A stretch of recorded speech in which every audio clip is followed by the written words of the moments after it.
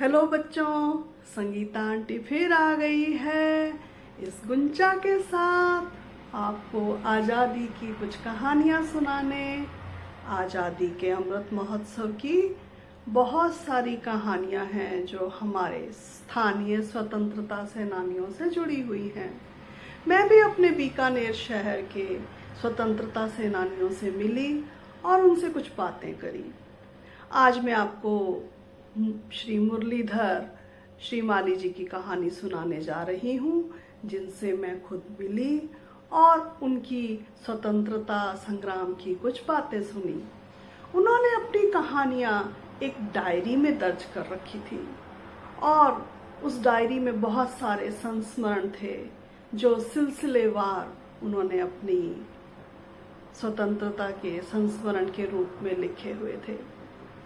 उन्हीं में से कुछ बातों के आधार पर मैं आपको ये कहानी सुनाने जा रही हूँ। सुनोगी ना फ्लोरा? मुरली आज शाम को अपने दोस्तों के साथ कंचे खेलने नहीं गया था, ना ही उसे सामने गिल्ली डंडा खेल रहे बच्चों में कोई दिलचस्पी थी। उसे तो बस आज सभा में जाना था। रतन बिहारी पार्क में हीरालाल शर्मा सभा में जो बोलने वाले थे। शहर में चर्चाओं का बाजार गर्म था। आम आदमी अंग्रेजों को शक्तिशाली मान रहे थे। सभी बीकानेर वासी मान रहे थे कि अंग्रेजों का कोई कुछ नहीं बिगाड़ सकता। एक वक्ता ने कहा, तुम्हारे राजा को कोई कान पकड़कर बैठा देगा तो तुम्हारा क्या होगा? इस पर राजा के भक्त बिगड़ गए। इधर कुछ अग्रणी नेता जनता को समझाने की कोशिश कर रहे थे। जनसभा में भाषण चल रहा था। राजाओं की हैसियत पर टिप्पणी भी की जा रही थी और इस टिप्पणी पर सभा में अफरा तफरी मच गई। पुलिस को हस्तक्षेप करना पड़ा। मुरली को कुछ चोटें आई थी, लेकिन उसके जख्मों का दर्द देशभक्ति से कोई ज्यादा ना था। क्या हुआ रे? माँ ने घर में घुसते ही पूछा था। कुछ नहीं माँ, पर ये कमीज पर खून कैसा? माँ ने पलटकर पूछा था। वो ना गिल्ली डंडा खेलते हुए ना फिसल गया था। मुरली साफ झूठ बोल गया था। माँ ने हल्दी का सेक कर दिया और हल्दी वाला दूध पिलाकर रजाई में सुला दिया था। पर मुरली को चैन कहाँ था? आज ही तो वो सभा में नारायण से मिला था। उसके पास इलाहाबाद में प्रकाशित एक बुलेटिन का फांसी अंक था। उस पर ब्रिटिश सरकार का प्रतिबंध था। नारायण ने मुरली से वादा किया था कि वो उसे पढ़ने के लिए देगा, पर शर्त ये थी कि उसे पढ़कर वो रातों रात वापस भी कर देगा। मुरली की आंखों में आज नींद कहाँ थी? नारायण के घर से वो किताब जो लानी थी। उसने माँ से बहाना किया कि माँ, कल परीक्षा है ना, मुझे नारायण के घर से किताब लानी है। अच्छा, जल्दी आना। माँ मना भी ना कर सकी। माँ को क्या पता कि ये कैसी परीक्षा थी। मुरली रात भर भूगोल की किताब में उस बुलेटिन को छिपा कर पढ़ता रहा। सुबह 4 बजे जब मंदिर जा रही थी माँ, तो भाग कर नारायण के घर वो बुलेटिन पहुंचा आया। उसकी आंखें लाल थी।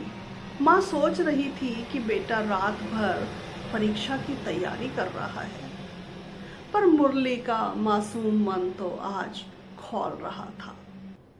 वो सोच रहा था कि वो भी सुभाष चंद्र बोस की टोली में जाकर शामिल हो जाए। लेकिन बीकानेर में तो अंग्रेजों से सीधा संघर्ष कहाँ था। उन तक पहुंचने के लिए तो पहले राजाओं से लोहा लेना पड़ता था। पर मुरली क्या करे? स्कूल में भी अंग्रेजों का प्रभाव था। मुरली रामपुरिया स्कूल के विद्यार्थी थे।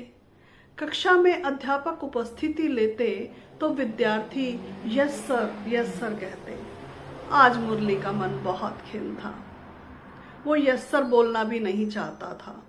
उस दिन कक्षा में अध्यापक आए और उन्होंने उपस्थिति लेना शुरू किया। उपस्थिति? हाँ गुंचा, उपस्थिति में जब वो यस सर बोलते थे तो हाथ खड़ा करते थे। अध्यापक ने कहा। Narayan? Yes sir. Mularam? Yes sir. Teja Singh? Yes sir. Murali? Murali? Murali? अध्यापक ने 3 बार मुरली को आवाज दी और मुरली सीना तान कर खड़ा हो गया और जोर से बोला, जय हिंद। पूरी कक्षा स्तब्ध रह गई। अध्यापक गुस्से में लाल पीले हो गए। मामला प्रधानाध्यापक तक पहुंचा और वही होना था जो एक बगावत किए विद्यार्थी के साथ होता है। मुरली को प्रधानाध्यापक कक्ष में स्केल से पीटा गया और आनंद फानन में स्कूल से निष्कासित भी कर दिया गया। मुरली घर आ गया, पर उसे अपने कृत्य पर जरा भी मलाल ना था। वो ना भयभीत था, ना ही अपनी किसी गतिविधि को रोकने के लिए बाध्य था। और आज उसके कदम फिर बढ़ गए थे कोर्ट गेट की तरफ, जहां फिर से आज एक जलसा था अंग्रेज़ों के खिलाफ। तो ये थी मुरलीधर श्रीमाली की कहानी, जो हमारे बीकानेर के स्वतंत्रता सेनानी थे और उन्होंने मुझे ये कहानी अपनी आवाज़ में सुनाई थी। हाँ गुंचा, मुझे उन्होंने ये कहानी अपनी आवाज़ में सुनाई थी। क्या मैं मुरलीधर अंकल से मिल सकती हूँ? नहीं फ्लोरा, अब हम उनसे नहीं मिल सकते, वो अब इस दुनिया में नहीं हैं। आज ये कहानी सुनाते हुए मेरा भी मन भीग रहा है कि मुरलीधर श्रीमाली जी का स्वतंत्रता संग्राम में कितना महत्वपूर्ण योगदान था। उनके दिल में जो स्वतंत्रता की एक चिंगारी थी, वो कैसे शोला बनकर सामने आती रही। तो कैसी लगी ये कहानी बच्चों आपको? बताइएगा ज़रूर। मैं फिर आऊँगी अपनी इस प्यारी गुंचा के साथ आपको कहानी सुनाने। Bye bye. ये वीडियो क्लिपिंग मुझे मुरलीधर श्रीमाली जी के पुत्र श्री योगेश श्रीमाली ने भेजा है। मैं योगेश चंद्र श्रीमाली। मेरे पिताजी स्वर्गीय श्री मुरलीधर जी श्रीमाली, जो एक कवि एवं साहित्यकार थे, वे अपने बचपन एवं युवा काल की कई घटनाएं समय समय पर हमें सुनाते थे। श्रीमती संगीता सेठी का मेरे पिताजी से कई बार मिलना होता था एवं चर्चाएं होती थी। पिताजी द्वारा बताई गई घटनाओं में से एक घटना को श्रीमती संगीता सेठी ने कहानी के रूप में प्रस्तुत की है। यह प्रस्तुति अत्यंत श्रेष्ठ एवं दिल को छूने वाली है। मैं हृदय से इस तत्कालीन घटना को साकार रूप में प्रस्तुत करने के लिए इनका हार्दिक अभिनंदन एवं धन्यवाद करता हूँ।